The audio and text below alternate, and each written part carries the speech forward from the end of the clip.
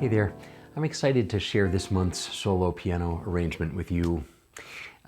This month I'm featuring the song Blue in Green. I've written an arrangement specifically for piano, but it's also a great platform to study arranging and some other techniques as well, especially at the advanced level, some improvisatory techniques. So I hope you'll watch and enjoy this video and find it helpful.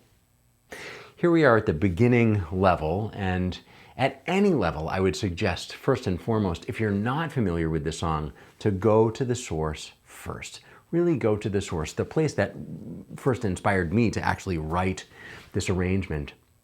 And that source is on a 1959 album of Miles Davis called Kind of Blue. And there are actually two piano players on the album, not at the same time, but on different tracks. And the pianist featured on this particular song is the fabulous Bill Evans. Absolutely amazing. Interestingly to me, and tangentially, I have found compositional credit to this song Blue and Green to both Miles Davis and Bill Evans. So I wonder if that was a bit of a contentious point between the two of them. Not sure. Anyway, let's unpack this song. If you are a visual learner and you best learn by copying, by all means use the screen. I have my hands here on the piano. When I play a note, you'll see the MIDI keyboard, the note is illuminated. If that works for you, by all means, please do that. If you're an ear player, follow by ear. If you're a literate musician and you really prefer to have the music, I've attached some PDFs of exactly the chords that I use, and I'm going to share those with you in precisely the manner in which they're printed on the page. Whatever your learning style is, you do what's comfortable for you. Let's start. What I'm doing now is reading or playing the very top line. So if you look at that sheet, if you're using the PDF, it's the very, very top melodic structure in a linear fashion. It starts with a high E. So there's my high E. It steps down to D, steps down to C, steps down to B flat, steps down to A, steps down to G, and steps down to F. Isn't that amazing? The entire first line of music, the first 4 bars, it's just this descending scale using a B flat. And at the last moment, there's a leap up to a D, and then a leap back down to a low E. This is the E just above middle C. Let's keep going. Steps down to D, steps down to C sharp. If pianistically speaking, I use either 2 or 3. I cross with my index finger and then toggle back to my thumb. A little bit of a dance there. E down to D, down to C sharp, back to D. And then skip, skip, skip, space, space, space. Skip up to the F, skip up to the A, skip up to the C. We're over halfway done. Back to the A, and step down to G. Step down to F, leap up to C, down to G sharp, skip up to B, down to A, leap up to high F. And that's it in a nutshell. Isn't that amazing? It's a simple melody, isn't it? It's a simple melody. I'm very excited to share the harmony with you because that really decorates that simple melody in such an exquisite and very advanced harmonic melodic cooperation, harmonic melodic existence. Just absolutely delicious. Let's do the melody one more time, and as long as it won't distract you, I'll accompany just a little bit. I'll add some of the chords, but I'm just going to use my right hand playing that melody in time. Here we go. 1, 2, 3, beginning. And D to C, stepping down. B flat to A, stepping down. G to F, stepping down. Leap up to D. Low E, or the one above middle C. There's that little dance crossing over. Skip, skip, skip, all the way up to C. Natural. A to G. F to C. G sharp to B. A to F.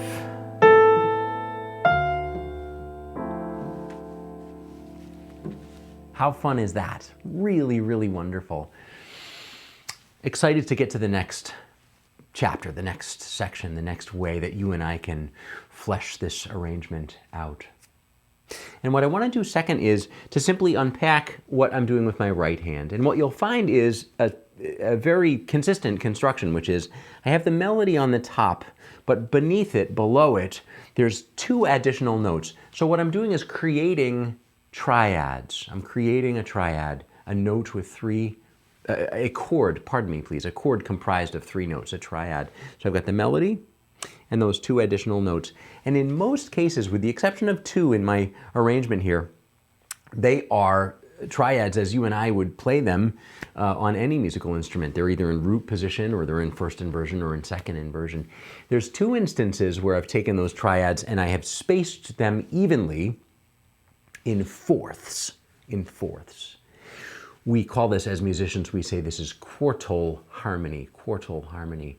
Really cool sound. We'll get there. Let's unpack from the beginning.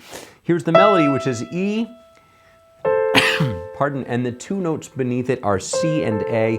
It creates kind of an A minor chord. It does create an A minor chord. When we add the rest of the harmonic context, you'll find that it works as an upper structure triad, or the use of these tensions. For now, let's just refer to it as an A minor triad in root position, which is, on its own, is precisely what it is.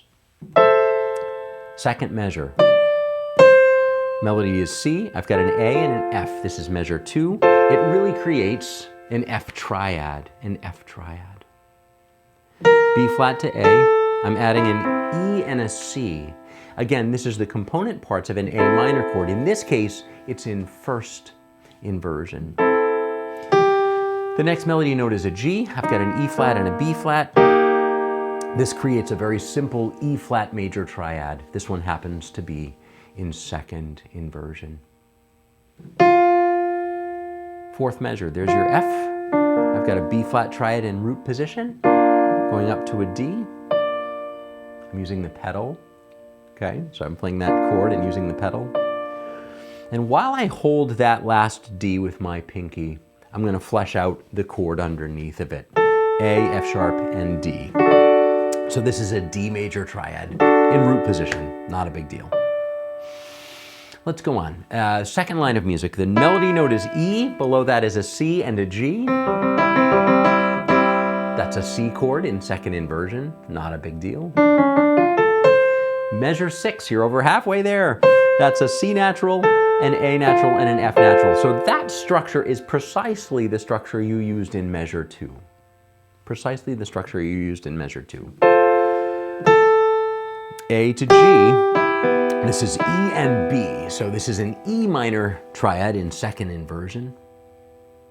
F up to C. Here's the first instance of quartal harmony. Quartal harmony. Those are fourths. 1, 2, 3, 4, 1, 2, 3, 4. G sharp to B. And in this case, really, I do want the right hand to play an E minor triad in root position. I'm actually writing this with a C on the bottom. When I add the left hand, it further helps to accommodate a big stretch in the left hand, almost on A to F. And this is also quartal harmony. So let's do the same thing we did a few moments ago, which is let's play this right hand only with those triads. I'll speak them as just prior to playing them. And I want to add some of the chords underneath so you can really have that full, beautiful sound of the entire harmonic decoration. Here's your E natural. 1, 2, from the beginning, right hand only. D to C. That's an F triad. There's an A minor triad. E flat major triad. B flat major triad. There's your D triad. C in second inversion. F in root position. E minor in second inversion. Quartal harmony, F to C. G sharp to B. These are all thirds, tertian or tertial, like a C major 7. A to F. Quartal harmony again. So super fun, unbelievable, isn't it? We have this beautiful melody, we add a few extra notes, 2 other notes in the right hand to create these triads. Wow, wow. I have more to share with you, so I hope you'll keep watching this video.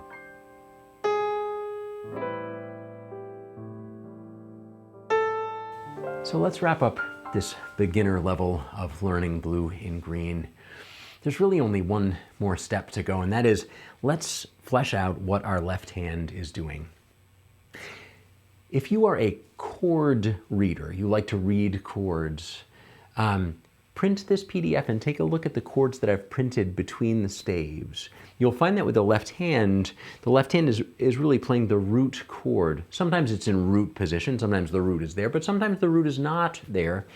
Sometimes the chord is complete, sometimes it's incomplete. But whatever the case may be, let's walk through measure by measure what the left hand is doing, and this is the sort of supporting role in the chord. You'll find in the end when we add the right hand, that tends to really be adding 9s and 11s and 13s and these lovely decorations. But as far as the basic structure of the chord, that job is really in the left hand. So first measure is G minor 7. Real easy. Those are thirds right there. Right, G, B flat, D, F. Next measure is A7. It's just G and C sharp. Such an easy way to get from the first chord to the next chord. The G stays the same. That D becomes C sharp. These are the guide tones, the flat 7 and the 3 of the chord. As a matter of fact, I'll tell you a bit of a trick. Sometimes I play the 2 notes and I hold the pedal and I'll reach down and play that root. Measure 3. Just a D minor chord, white note, white note, white note, all tertian or tertial, whichever, D minor. In this case, to get to the D flat 9, to the D flat 7, the dominant chord, keep that F right there, bring your thumb up to B, and bring your pinky down to D flat. There's D flat 7, root position. It's not complete, but it's, essentially the chord, missing the 5th. The next chord is C minor, just a root position C minor chord, not hard. Getting to the next chord, the F7, I'm going to keep that E flat, I'm going to lose the C, and the G goes up to A. Here is like the second measure, it's just the guide tones of that chord. F7. Halfway done, we're almost there. This would be B flat major 7 in root position. In my arrangement, I've elected to not use the F. Sometimes musicians will do that. They'll take the 5th out of a chord. We'll hear the difference. There it is in its complete form, B flat major 7. Here it is in the incomplete form. So it's a little bit lighter, isn't it? It's a full sound. A little bit lighter without the 5th. Measure 6 is the same as measure 2. Measure 7 is the same as measure 3, D minor in root position. Measure 8, it's as simple as this. I've got the root of the chord, which is E, and I'm playing a G sharp, the 3rd of the chord, very easy. Measure 9, I have the root of the chord, the A, and the G natural. This sometimes musicians refer to as a shell voicing, root and flat 7. And then lastly, measure 10, it's D octaves plus an A in the middle, the 5th. So what a lovely, lovely sound. Let's take a moment together and put this whole thing together. My goodness. You have the melody. You fleshed out that melody with a couple other notes to make a triad in your right hand. We've just walked through the left hand. Now, as we put all of these things together, the sensation is unbelievable. What a beautiful sound. Here we go. From the beginning, the first measure is this. Wow. There was that G minor 7 alone, the right hand A minor triad alone. Put them together. It's G minor 13. Oh my gosh. Delicious. Next measure. I've got that lonely F triad, but if I add the guide tones of the A7, oh, A7 altered, amazing. There's that melody note, there's the E and the C to flesh out the right hand. This is measure 3. Put that D minor underneath of it. D minor 9, amazing. My left hand makes the transition to D flat 7. Right hand adds the E flat in second inversion. Delicious. Measure 4, tertial, C minor chord, B flat chord, cram them together. There's C minor 11. Holding the pedal down I am. My D triad up here, and my guide tones of F down here. Put them together. Get this lovely F chord with a natural 13 and a flat 9. Measure 5. B flat, major 7 without the 5th. There you have it. Take the right hand and sneak it in under there to get that C chord with second inversion. Oh. There's the B flat, major 13, sharp 11, natural 9, major 13. Just like measure 2. Similar to measure 3 here, not exactly the same. I've got a D minor chord down here. G, E, B. Quartal harmony. Oh. Kind of a shell voicing down here on the left. C major 7 on the right. Quartal harmony again. There's the coda, just like the first measure. Coda, just like the second measure. And the last measure of the entire piece with the coda here is a D minor 6 with an A major on top. We have time from the beginning. I'll do it in time. I'll share it with you in time. I'll slow it down just a tiny bit so that I can actually speak as I'm going along. And I hope that's not distracting for you. Here we go. 2, 3, 4. G minor 13. This is like an F chord over an A7. Guide tones. This is like an A minor triad over D minor. Left hand to D flat 7. Right hand to E flat major. This is like B flat over C minor. So D chord with the guide tones underneath. Here we go. B flat major 13, sharp 11. Just like measure 2.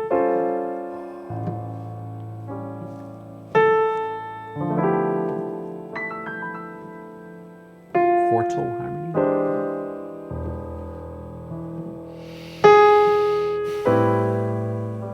Quartal harmony again. On to the coda, just like the first measure.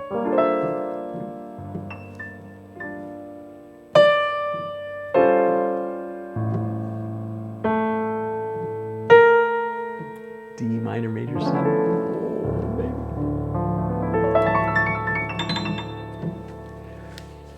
So I hope you found as much joy in that as I did. I just love it.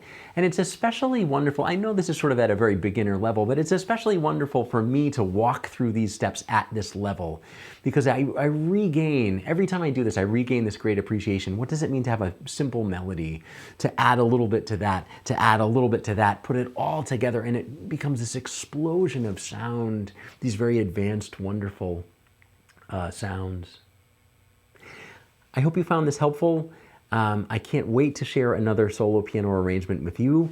If the spirit moves you, if you're curious, and I hope you are, that you'll continue to watch as I share the same thing at an intermediate level and the same thing at a pro or advanced level. And I get into some other things, some other tools, some things that we can extrapolate from this arrangement and use in our own playing. So hope you found this inspiring. Have a great week and have a great month. Thank you.